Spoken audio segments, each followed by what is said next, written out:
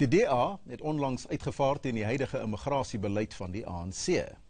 Die party sê 'n nuwe beleid is nodig omdat onwettige immigrante die land binnestroom en bydra tot verskeie problematiese kwessies, soos misdaad, werkloosheid en diensleweringonderbrekings. Die party se premierskandidaat in Gauteng, Solly Msimanga, sluit nou by ons aan hier aan die ateljee en saam met hom in die ateljee is die commissaris van die Menseregtekommissie, Angie Makwetla. Welkom and welcome to both of you. Thank you very much. Solly, kom ons begin by jou. Voor ons praat oor immigrasie, before we start with immigration, let's start with your visit at a toll gate today. The minister said today, the Minister of Finance, in his speech, that we need to pay our tolls. But the DA is against e-tolls here in Gauteng. Talk to us about that. Well, it looks like the ANC is talking now in folk tongues.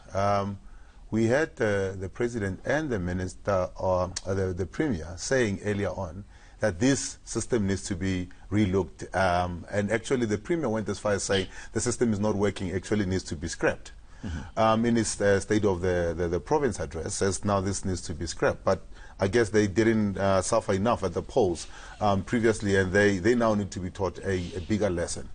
The people of Gauteng are saying that this is a system that, A, is unfair, because we were not consulted when these things were put up. Two, we cannot be paying 2 or 3 times for the same thing. What do we mean? First of all, you are paying more than 570 cents to a litre in terms of tax, fuel levy. You are paying for the renewal of your motor vehicle license on a yearly basis. The road accident fund is not getting even half of that money. So where's the rest of the money going? The tolls themselves. The project, when it was started, it was supposed to be a 12 billion rand contract. Ended up at a 22 billion rand, including tax. But we are now told that it's 67 billion rand that we still pay. And by the projection, it looks like we are taking 93% of that money to an Austrian company. Now we are sitting with an opportunity here where that particular electronic tolling system is coming to an end by the end of the year, because it's now reaching its 5-year term. Why are we not changing it? Why are we now going back to it instead of now using this opportunity to scrap it and use other existing methods in order to recoup the money and then pay off the debt? But let's now focus on the topic at hand, and that is immigration. Now, the DA, of course, you've came to the fore, and you had some key plans for the future, 2019, looking at the elections ahead. And one of them is immigration. Why immigration? Well, I think immigration is very, very much important. Let me talk from a government perspective. How do you plan how to deliver services, where to allocate people, how to build schools, how to build clinics, how to build hospitals, if you don't know how many people you're most likely to cater for? That becomes a challenge. In South Africa, you're having so many undocumented people that came in through our borders. Let me give you a typical example. Last year alone, Home Affairs indicated that they had more than 380,000 Zimbabweans coming into South Africa. They can only account for 22,000. That's less than 10%. Yes. Where is everybody else?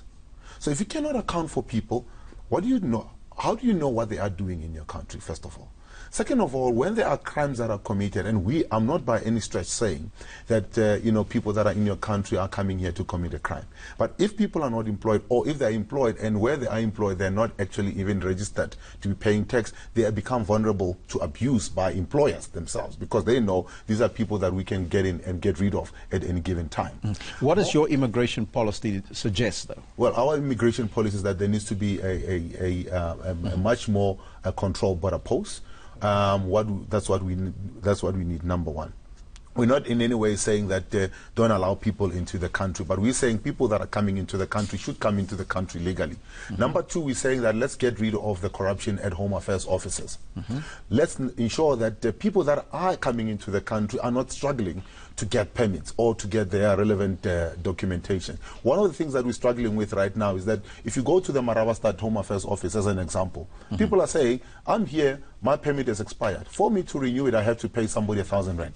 So that is something that is talking about ending up with a situation where you have illegal people settling in your country. So that is one of the things that is becoming a big problem. Now, the last thing is you're sitting with a challenge where most people, if you go into informal settlements, I can give you a number of informal settlements.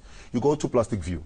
85% of the people that are in Plastic View, and we've done this, we've done the numbers because we did check marking. 85% of the people that are in Plastic View are not South African and are actually undocumented. Okay. You go to Mooiplatz, you're sitting with the same problem.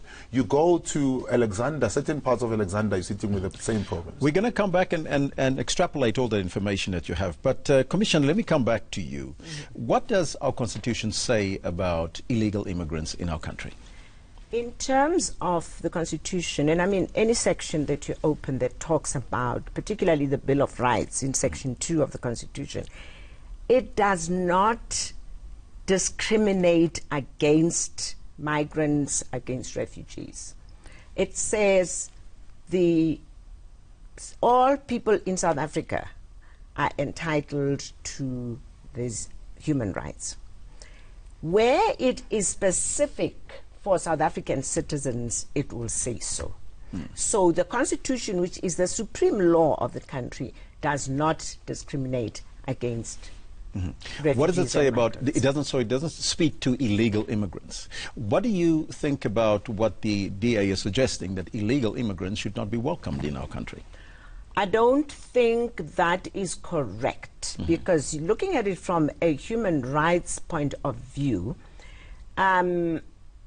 migrants are welcome in South Africa, except that it is the onerous laws for documenting them, particularly if they come in as refugees. Because remember that a refugee is somebody that flees their country because of war, because of famine, because of many other factors. So they come into South Africa, then they are supposed to then apply to become documented, and that is where the problem is. Now, in 2017, the Department of Home Affairs amended the Refugees Act, and it's made it a bit more onerous for refugees to be able, particularly because they have to find work, as the mayor was saying. They have to be able to work, they have to be able to earn a living. So it has made it a bit onerous, but it is work in progress. We are working with the Department of Home Affairs to try and speed up. The mayor mentioned the refugee reception centers, which are very important. And we have to, we have to be very honest. We have to address the issues as they are. So we do have issues with the refugees at the reception points. Is that what you're suggesting? In fact, there is corruption that has to be dealt with. So we need to deal with issues as they present themselves and not just paint everyone with the same brush. Solly, if we look at refugees, does that form part and parcel of the DA's plan to get rid of migrants in the country? No. What we're saying is very clear. We're saying that assist those that qualify to be in your country with documentation, right? That's number one. Number two, we're saying those that don't qualify, in a humane manner, try to make sure that there are people who came here with refugee status. But you actually find, you try to trace back, you find that the conditions that Mama was raising here are actually not the conditions that brought them here. It's actually they are here for economic means and nothing else. And once they are in your country, you now need to then find out, are they in your country legally or not? Do they qualify or not to be in your country? If they don't qualify, what is the humane way of ensuring that they're able to then exit and apply to be in your country legally? It's one of the things that is very, very clear in our mandate. What would you say to those that say that the DA's populist policy, because they say it's a populist policy with the immigration plan, is in order to attract black voters? Well, I would then say we're sitting on a ticking time bomb. Go to any township. Remember, I've been on a listening tour. I've been moving around and hearing people saying, well, people are taking our jobs, people are taking this, they're opening up businesses everywhere, they're doing this, they're doing that. And we are saying, in order for us to avoid a situation where we have a full-blown out attack on foreign nationals because of the mistrust that has developed, because now there's a perception that almost every other foreign person that is there doesn't have any documentation. Let's deal with it. Let's deal with the issues of knowing how many people are here or are coming in here, so that we can then build more clinics, we can build more schools. Let me give you another example. We now need to build 140 new schools in Gauteng to be able to then deal with the numbers that are coming here. Charlotte Macleck is one of the hospitals that had to write close on R1 billion because they cannot trace anybody who, or the people that have used their services, and therefore then you don't, because you have people that you have to treat, as Mama was saying, you have people that you have to treat because you cannot deny people a quality health service. But now you have to then, you cannot trace so that people can pay for those services. And it's a burden on the state. It becomes a burden on the state, and that's why I'm saying, unless and until such time as we are able to then, together, address this particular issue, we are going to have a growing problem that will become, one that we will not be able to address in the long run. Angie, just lastly, how do we then protect the legal migrants that's in the country? Okay. First of all, we have to ensure that the ones that are legal are documented, and as I said, and documented as soon as possible. The ones that we cannot, they cannot stay in South Africa. They have to be deported in a humane way as possible. And that is why part of the mandate of the South African Human Rights Commission is to monitor places of detention. So we take a very keen interest in what is happening at Lindela. We make sure that nobody is exposed to severe treatment, to torture, to the lack of basic rights human rights are all about. I so wish that we had more time to discuss this, because it's a very interesting topic, but that's where we got to leave it, unfortunately. Thank you so much for both of you for coming through this morning.